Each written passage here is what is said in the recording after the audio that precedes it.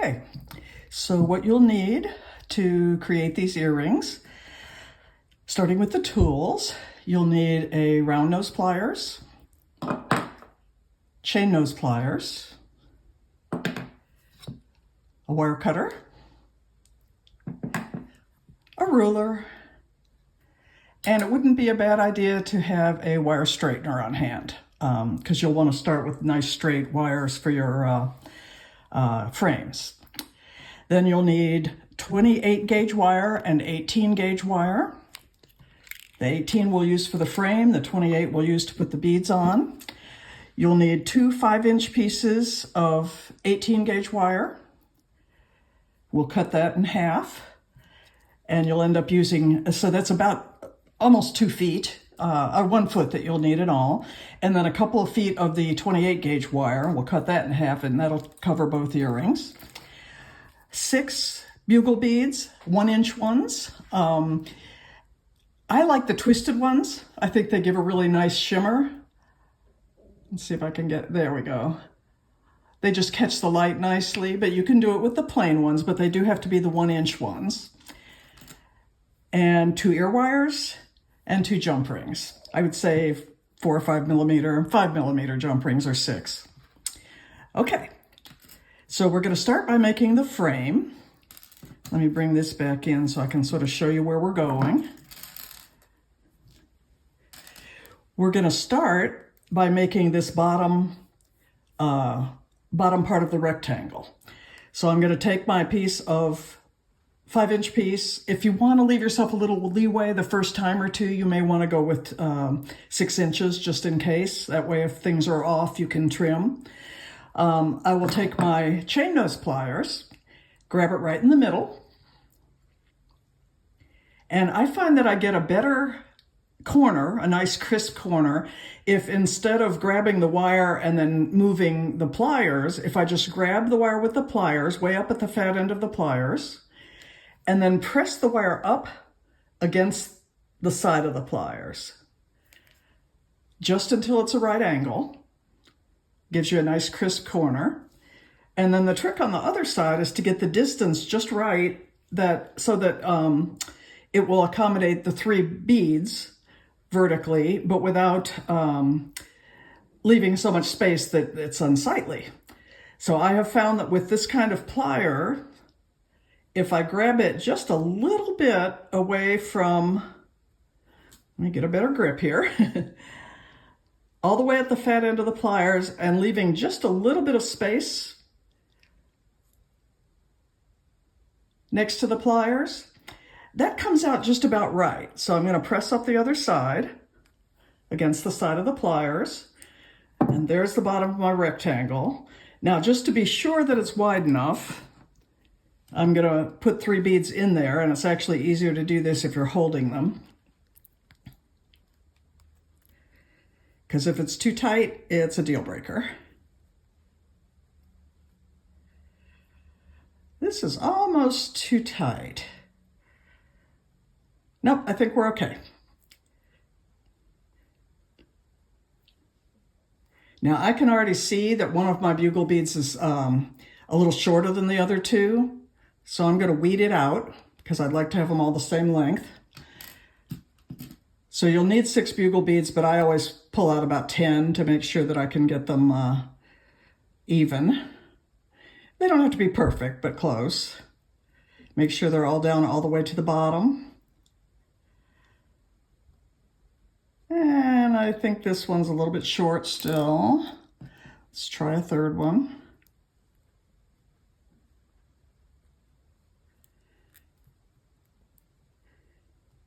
And that's close enough. That's a pretty good fit. So then I'm going to straighten this because right now it's curving in just a little bit and that'll disturb the space there. Now, that said, this is going to open up a little bit as you work with it and we'll just keep putting it back into shape. But that's the basic bottom of the rectangle. Then we're going to do this. And the key with getting those horizontal pieces in at the right height is to go ahead and put one of these in, one of the bugle beads in, And then this time we're going to have to bend with the pliers rather than pressing against the pliers. When you make a bend in a thick wire like this with the chain nose pliers, even if it's a nice sharp bend, it eats down into the length between your pliers and your bugle bead. So you're going to want to leave a little bit of space between the bugle bead and the pliers. Let's see if I can get a better view of that. So I'm going to grab it about that high up and see how I've left a little bit of space there.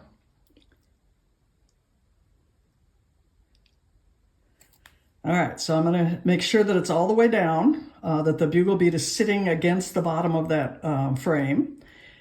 And then I'm going to grab it a little bit above the bugle bead and just give it a right angle bend. And then I check it again, make sure.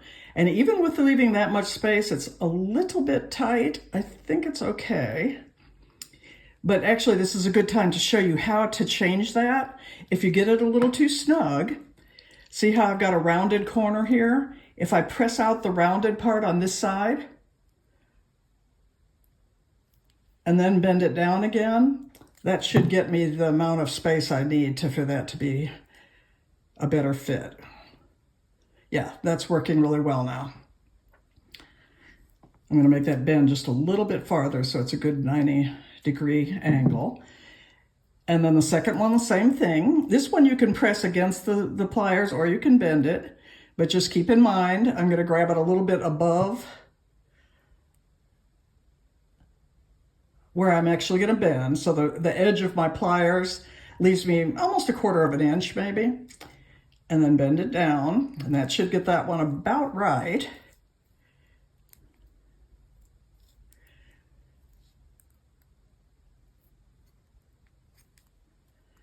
That one looks like it's a little bit taller than the other one. So we can decide whether we want to bring, and this is typical of the process that I go through every time. There's always a little bit of negotiating. Yeah, I think that bottom one could still come up just a little bit. So what I'm going to do is I'm going to grab it almost on the curve, just a little bit up into that curve and press some of that curve out or that bend out and then bend it down again. And then to straighten this, I just press.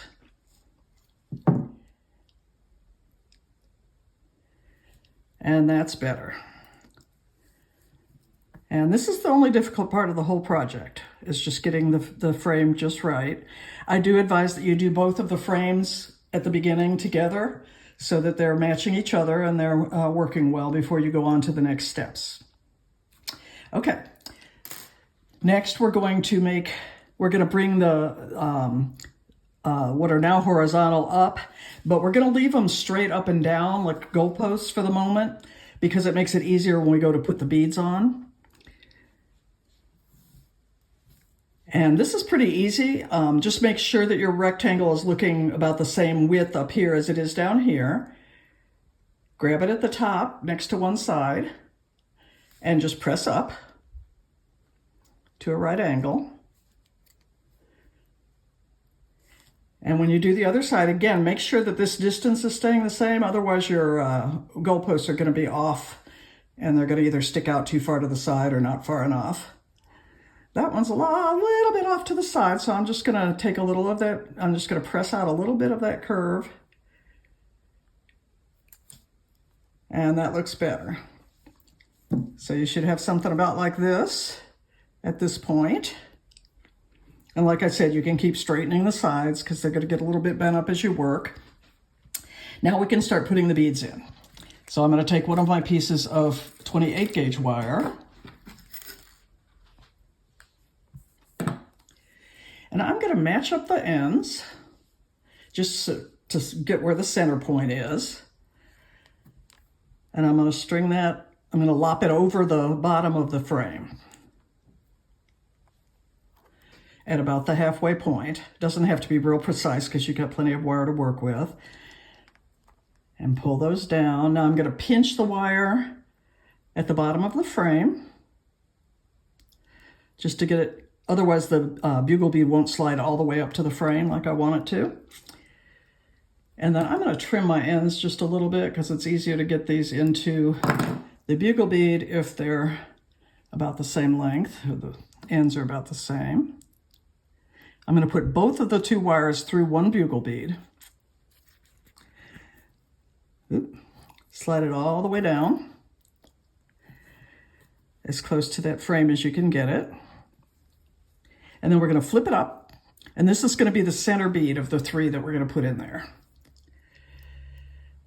So I'm going to separate my 2 thin wires, and the one that's closer to the right, I'll just start with that one arbitrarily. I'm going to go through the goalposts. So right now that wire is on this side of the 2 parallel pieces there, horizontal pieces. I'm going to go over them through the goalposts and then come up between the bead and the side of the frame. Whoop, let's get it in there. So I'm coiling around these 2 pieces here, and I'm going to do that twice.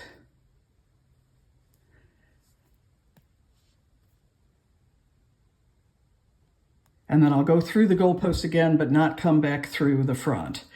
So same on this one. The wire is actually on the front side. I'm going to go through the goalposts, then up between the bead and the other side of the frame. So I've coiled around the top here. And I'll do that a second time. And then go through the goalposts, and these 2 wires then are going to be used for the other 2 beads. So I'll take one of them and put one of those beads on.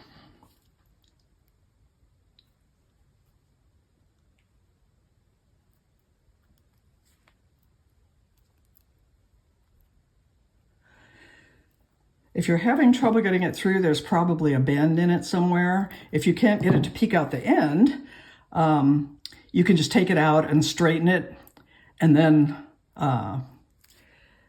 try to put it through again. It'll go through pretty easily if it's straightened. If it still won't go, if the wire is just too mangled, you can trim a little bit off because I've given you extra wire here to work with. And then what I'm doing now is coiling 3 times around the bottom of the frame, between the bead and the side of the frame. Then I'm going to put the other bugle bead on the other wire.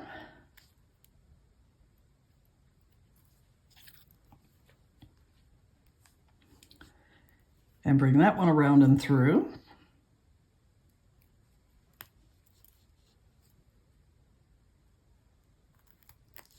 Three times total. The reason I choose 3 times is if you only go around once, it can unravel itself. If you go around twice, it probably won't, but if you tug on it enough, it still could. But 3 times around, it ain't going anywhere. All right, so once you get those wound around 3 times each, just clip the tails. And what I do is I take the flat side of my cutter, the flush side, make sure that wire is nice and tight on there, and then I get the cutter right up against it, as close as I can get, and snip it. Now, if those of you who don't know, the flush side, this side of your cutter is called the flush side because it gives you a flush cut, a cleaner cut, but also you can get right up against what you're cutting. Whereas if you go on this side, you're going to be a good, 1/4 of an inch or more away from the wire when you cut it. So I'm making sure that's tight. Give it a little snip. At the end of pretty much everything I make with wire, I always do a thumb test and make sure that there's nothing sticking out that's going to catch on your clothing or that's rough.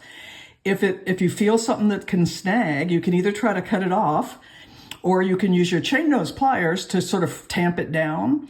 In this case, you can't really get the pliers in there because the beads are in the way, but you can open the pliers up and just kind of rub them down. Let me get a better grip on it from farther out, like that. So just whatever you need to do to make it nice and smooth so it doesn't snag on your clothing. All right. Now, in the process of doing this, the top part has expanded a little bit, which is not unusual. Just pinch it in. If you pinch it a little too far and then put the beads down, that'll usually come out about right. And throughout this process, I'm always just finagling a little bit with the wire, with the frame, make sure it's laying flat and so forth. So that's a little better. All right. So now we're going to make those two goalposts diagonal. I think what I'll do first is trim them. And again, I'm going to use the flush side of my cutter. One of my students told me a wonderful way to remember this, to use this side of the cutter. If you think of the recessed side as the ditch, trash goes in the ditch. So I'm going to put a little bit of trash in the ditch here to even these up. And then I'm just going to take my chain nose pliers, grab it right at the very bottom, and just tip it a little bit. Same on the other side. Now, you can actually use this step to make your earring longer or shorter. See how this one, I've got a fairly short triangle there. This one, I could choose to leave it this long if I wanted to and make the whole earring longer because my loops would be up here. So that's entirely up to you. Just depends on how long you like your earrings, but you tip these until you get the shape of triangle you want. And I'm liking that pretty well. And then I probably have a little more up here than I need to make two loops. The loops are going to be about that size, maybe 4 millimeter. You can actually make them however big you want. It won't really affect the structure, but there's no need to have them bigger than that. I'm going to trim these down a little bit, putting the trash in the ditch. So that's about what I need to make my loops. And then I'm going to roll away from me. So I'm going to grab it, depending on how big I want my loops. Now, those of you who haven't made loops like this before, it seems easy, but more people have trouble with this than practically anything I teach. The trick is to grab it at the very end of the wire so that when you do this, you can't even feel it. Just, you have just enough wire in there that it doesn't fall off the end. So a good test is to do this, and if you can feel it or if you can just barely feel it, you're okay. And then you don't want to bend this section of the wire. So what I do is I get a grip on this part, I sort of brace it with my thumb and forefinger, and all I'm going to move is just my wrist. I'm just going to roll, and everything else stays steady. I'm going to get to a point, if you think of this as a P, I'm going to get to a point where I have to contort my body too much to go any farther. So I'm going to grab it at the top of the P and put your pliers all the way in where they were before, and pay attention to where you are in your pliers so that you can make the other loop the same size. So I grab it at the top of the P with my pliers all the way in, and that's important because it'll keep that loop round. And then just keep going just until metal touches metal, barely. The minute it touches metal, stop, and I'll show you why. If you don't stop, well, I'll show you two things. If you don't grab it close enough to the end, you get that, which is not what we're looking for. And even if you're making the loop right, if you don't stop when metal touches metal, what you get is that. And we don't want either of those things. So the second the metal touches the metal, stop there. I'm going to make my second one. Now, I actually marked my pliers. You can mark it with a Sharpie and it'll come off later, but it might help you to keep your loops all the same size. Again, I'm grabbing it right at the end. I can't even feel it. Roll, but I'm keeping everything else straight, so I'm bracing the long parts. Couldn't go any farther without contorting. So I put my pliers all the way back in, grab it at the top of the P, and roll it shut. So now I've got my two loops. Now, I can choose to have those two loops next to each other this way, or they can cross over. I sort of like the look of them crossing over. If you decide to do that, either way, actually, you're going to want to tip those loops so that they're straight up and down, because right now they're sort of going diagonally still. So I'm going to grab it at the bottom of the loop and just tip it a little bit, not much. Same on the other one. Grab it right at the bottom of that loop so it doesn't tip the whole thing. And then I'm going to leave them crossed over. So there's that. And we're almost home. You take one of your jump rings. And of course, if you haven't worked with jump rings or any other kind of loop really, anytime you open a loop or a jump ring, with very rare exceptions, you don't open it out. Here's what you don't do.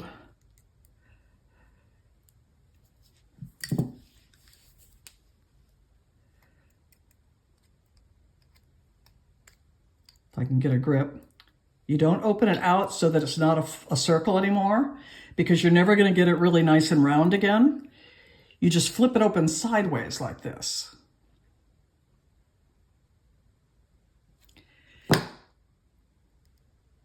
And then you go through both loops.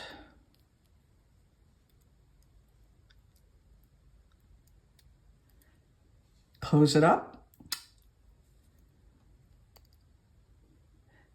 Sometimes if you're lucky, you can close it by just squishing it like that. So there's your jump ring. And then my loops are going that away from me, if I turn it on this side. So this is the side I want facing the viewers. Again, I've got a loop here, and I want to, first I'm going to expand my ear wire just a little bit. I'm going to open it sideways. That will go through the jump ring. Close it the same way. Make sure it's all the way closed, of course. And there's your earring. So it's not difficult. The only challenging part at all is to get that frame just the right size. You might want to practice making corners with your chain nose pliers just on a loose piece of 18 gauge wire before you start.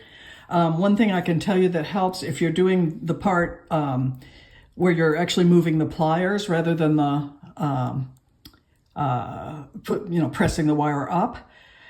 I find that if I sort of press against it like this, give it some pressure while you're doing it, that helps to make that a little bit sharper. But you can sort of try things, and your hands will kind of intuitively find ways to make that work better, but it's worth doing a little practice on that to get nice sharp corners. That said, I'm one of these people that I don't want my earrings, my jewelry in general, to look machine made. So I don't mind if things are just a little bit wonky. I don't want them sloppy, but I don't mind if they're just a little bit wonky and, if they have that handmade look. But that's up to you. If you want them more, quote, perfect, end quote, that's just a matter of practice. Now, if you don't want to have to buy big bags of the 1-inch bugle beads, and they do come in big bags usually, I would be happy to put together a kit for you on request. I have quite a few colors. Most of them are just the straight ones, but I have several colors of the twisted ones too. And this is probably the most popular color, is this shimmery one, because it gets all those colors in there. I would be happy to put that together at a very modest cost, and it would have everything in it that you need to make this except the tools. And it would also have a handout that has the step-by-step instructions in case you haven't memorized everything I've said today, which if you're like me, that's not an option anymore. So, and that's it. You just make the second one and you've got earrings.